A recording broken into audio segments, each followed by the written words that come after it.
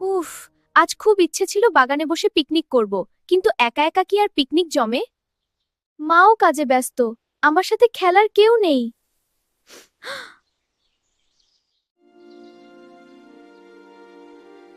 Hello Mariam, মন খারাপ কেন? আমি কি আসতে পারি? কে তুমি? হাই, আমি ভূতু। আমি এই বাড়িতেই থাকি। আমি কিন্তু ভয়ঙ্কর ভূত নই। আমি শুধু বন্ধুত্ব করতে চাই। ওহ, তুমি তো দেখতে বেশ কিউট। তোমার নাম ভূতু? তোমার সাথে আমিও কি পিকনিক করতে পারি? আচ্ছা ঠিক আছে, চলো আমরা বাগানে যাই। রোদ ঝলমলে দিনে মনটা আমার ভার, যদি হতো পিকনিক জমতো দারুণ ব্যাপার। আরে আমি আছি তো, তোমার ভূতু বন্ধু, ভয় পেও না মোটে, আমি মজার এক সিন্ধু।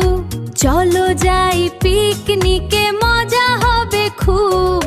পিকনিক পিকনিক চলো যাই।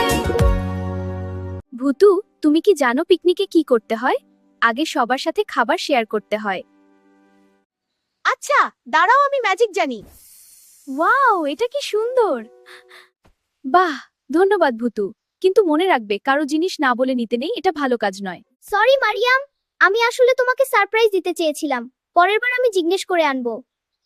দেখলে বন্ধুরা, ভূত মানেই কিন্তু ভয় নয়, যারা অন্যদের সাহায্য করে আর ভালো কথা শোনে তারাই আসল বন্ধু।